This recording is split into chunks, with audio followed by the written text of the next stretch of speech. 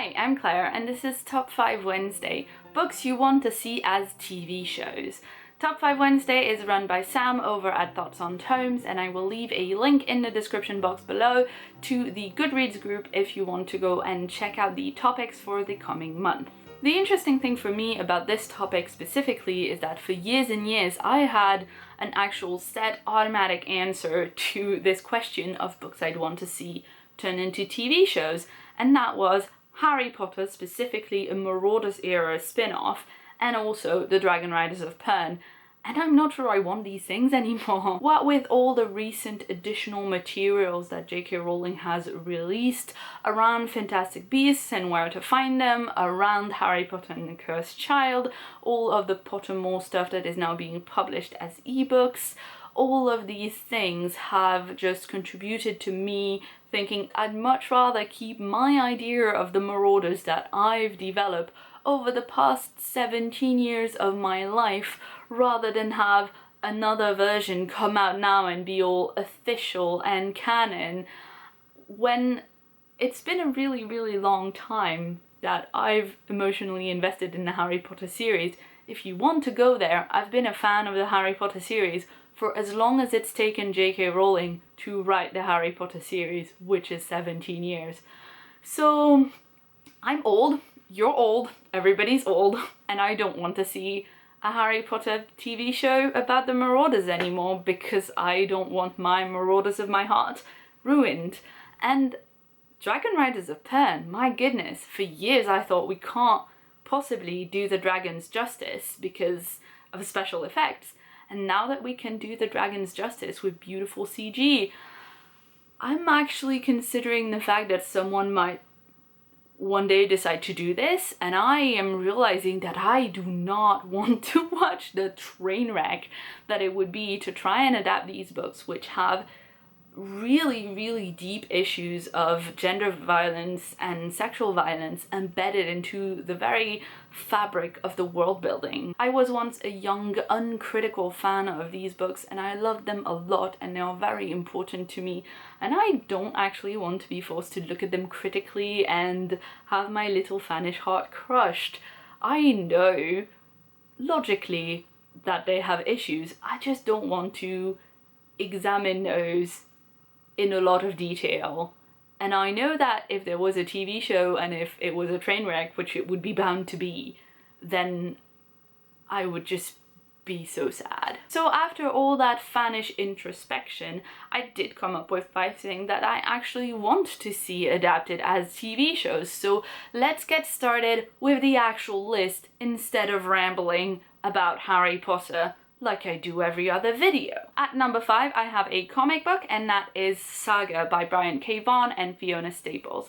This is an Image Comics title, and it tells the story of 2 people who come together despite being from warring races. They meet, they fall in love, they get married, and they have a baby.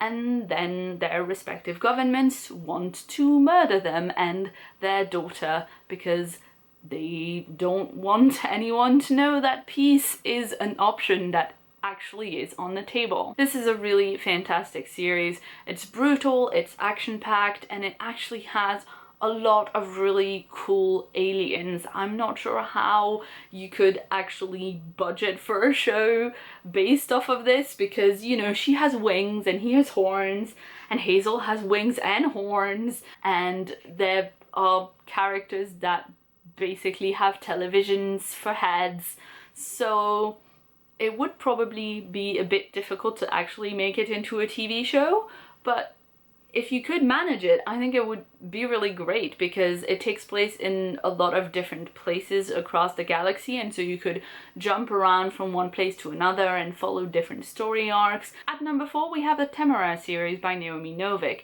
because I might have decided that I don't want Dragonriders of Pern anymore, but that does not mean I do not want dragons. I always want dragons, and I particularly want to see Temeraire on screen because he is just the loveliest character, and I love him so much. It's an alternate history fantasy that features the Napoleonic Wars, but with dragons added to every side. And it's the story of Captain Will Lawrence, who is in the Navy. He captures a French ship when he is out at sea, and there is a dragon egg on that ship, and it hatches, and he finds himself the rider of this dragon Temeraire, when that is not at all something that was ever in his life plans, and he has to adjust, and it's wonderful. Don't take my word for it. Peter Jackson actually bought the film rights for this. I don't know if he still has them or if they reverted to Naomi Novik. Doesn't really matter. I just want a TV show made of this at some point. And did I mention how awesome Temeraire is? Because Temeraire is the loveliest dragon ever, and I just want to see him on my TV. The next thing I want to see in my telly are steampunk Wild West zombies, which means The Clockwork Century by Sherry Priest.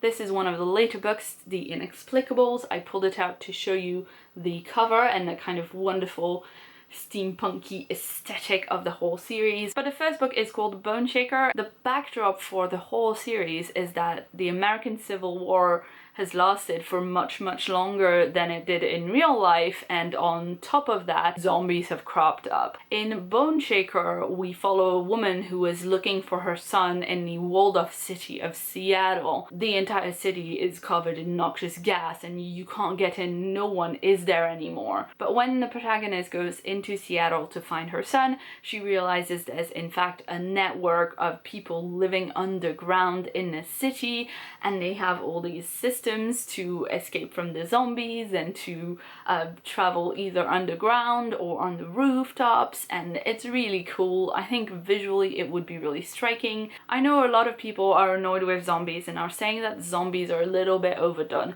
but I still love zombies. Next, I have more zombies. The Newsflash series by Mira Grant. This is set in a world where there was a zombie apocalypse about 15 years ago, but humanity has survived. Humanity has gone complete full high-tech, and that's how they survived the zombie apocalypse. So it's a very ruthless world where you get tested for whether you have the zombie virus or not every 5 minutes, and if you ever test positive, you just die, because they can't take the risk of the virus spreading. So I think it would make for a really cool, tense TV show. We followed siblings Sean and Georgia Mason, who were very young when the original outbreak of the zombie virus hit, and so they've never really known anything else.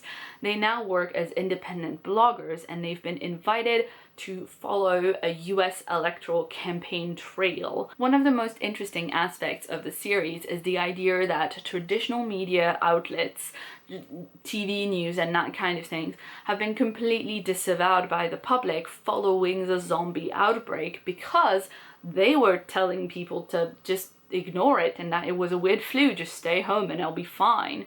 And a lot of people died because they didn't get any information in time, they didn't think it was important. And so people now put their trust in internet news outlet, the kind of places that were saying, hey, this looks like zombies, maybe we should kill them the way they do in old-fashioned zombie movies. Imagine how much fun a TV show could have with a transmedia campaign around a book like this, where they could have the Twitter accounts and the blog all set up to look like what it would do in the book. And finally, at number 1, we have the book to TV show adaptation, which I would very much want to see replace Game of Thrones in a couple of years' time, and that is a TV show based on Robin Hobb's books. This is Assassin's Apprentice, the first book in the Farseer trilogy, but she has written many more books in the same universe of the 6 duchies. We've got the Lifeship Traders, the Tawny Man trilogy, the Rainwild's Chronicle, now she started the Fitz and the Fool. There is so much material in this series. There are like 15-16 books out right now,